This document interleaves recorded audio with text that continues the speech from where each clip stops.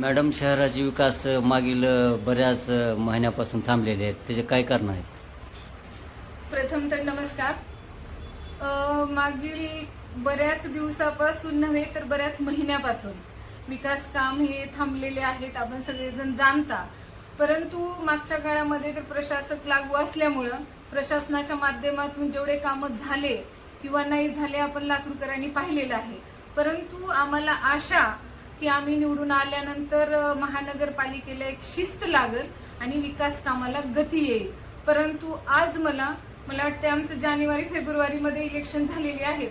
जवळजवळ आज 6 महिन्याचा काळ होऊन जात आहे, तरी देखील फक्त आणि फक्त 3 सभा झालेल्या आहेत. त्याच्यामध्ये पहिली सभा महापौर उपमहापौर निवडीची, त्यानंतर दुसरी सभा स्टँडिंग कमिटीच्या सदस्यांची सभापतीची निवड आणि तिसरी सभा ही अर्थसंकल्पाची.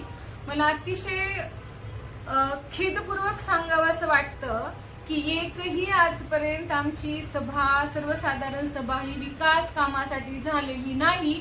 आणि आज जर एका प्रभागाची नगरसेवक म्हणून बोलते वेळेस मला सांगावं असं वाटतं की मी महानगरपालिकेत नगरसेवक म्हणून आल्यापासनं एक साधं टोपलंभर एखादा खड्डा बुजवेल एवढा मुरुम टाकला नाही, एवढा पावसाळा असताना, किंवा एक कुठल्या नळाचं पाणी वाया जात आहे म्हणून तोटी ह्या महानगरपालिकेच्या माध्यमातून बसवू शकले नाही.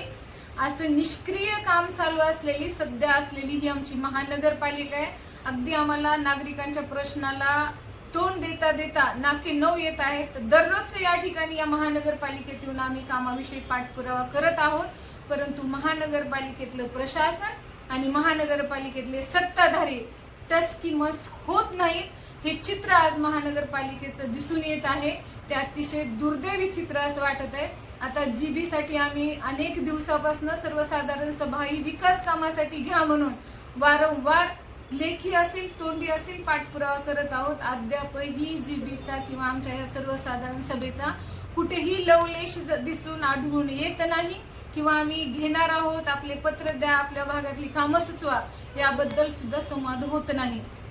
त्यामुळे मला असं सांगावंच वाटतं, मी 2017 पासूनही नगरसेवक झालेले, मात्र यावेळेस ही महापालिकेची स्थिती अतिशय खेदजनक स्थिती आढळून येत आहे. धन्यवाद.